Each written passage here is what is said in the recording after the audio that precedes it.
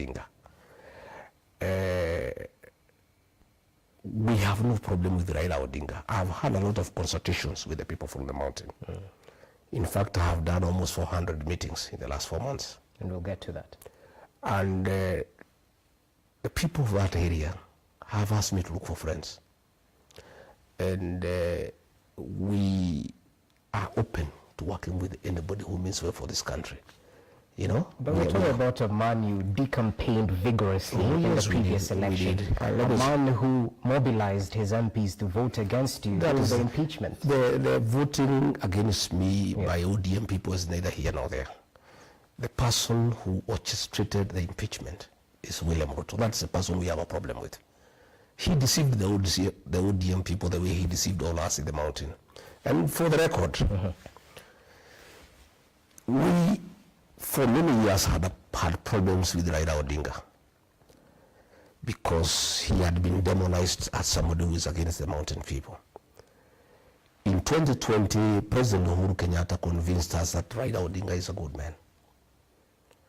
But President William Ruto, then Deputy President, convinced us that Raila is a bad man, he's a witch doctor, he is a lot of poverty, he means bad for this country, and William Ruto admittedly was more persuasive than Uhuru Kenyatta.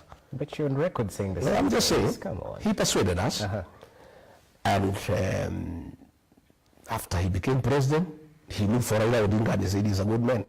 So, Raila Odinga has been claimed by everybody. President Uhuru Kenyatta said he's a good man. William Ruto, who told us he's a witch doctor, who told us he's a lot of poverty, who told us he has no plan, who told us he is randaress, who told us he's planless, today is singing praises for him as the best leader, not just for Kenya, but for Africa. So,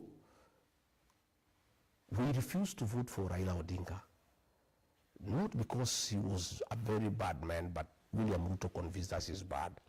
Again, I must say that Raila Odinga was a victim of our community's distaste for betrayal. We felt that Uhuru Kenyatta had betrayed William Ruto by looking for Raila Odinga. So because we hate betrayal, we decided to punish Raila Odinga and Uhuru Kenyatta at the same time.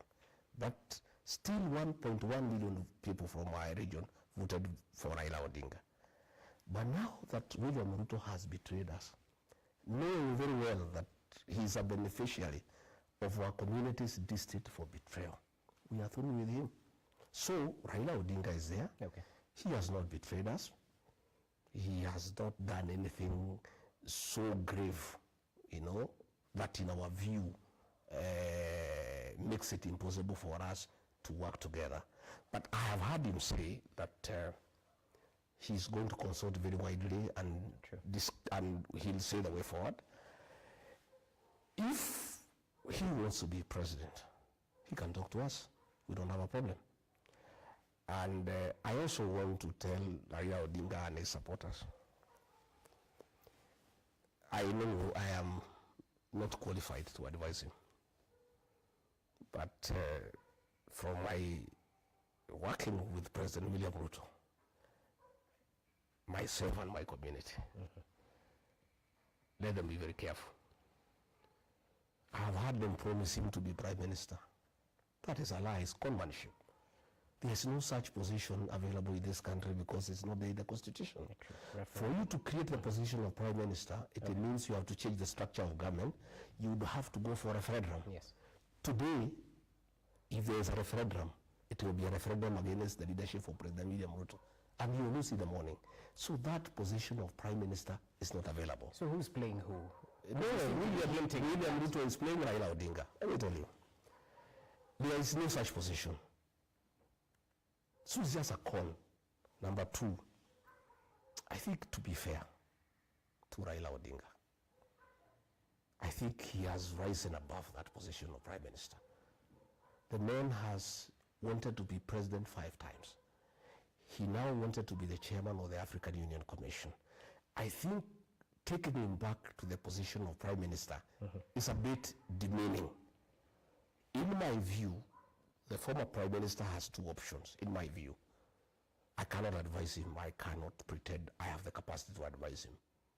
He either retires in dignity or he goes for the presidency. Because there's no way you can ask for the presidency for 5 times and then you demean yourself, you want to become a prime minister. No. I think that will be very, it will be very, very demeaning. But again, finally, yes. I want to ask my brother, President William Ruto.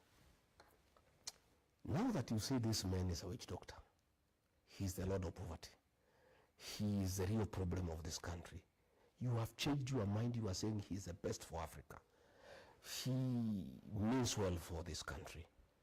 Why don't you, if you are genuine, consider to do 1 term and endorse him to be president in the next election? If you really genuine that this man is so good, this man can sort out this country. Okay. If really that is from the bottom of your hand, of your heart, since you have done 5 years, you are going to do 5 years and you have not done very well, why don't you consider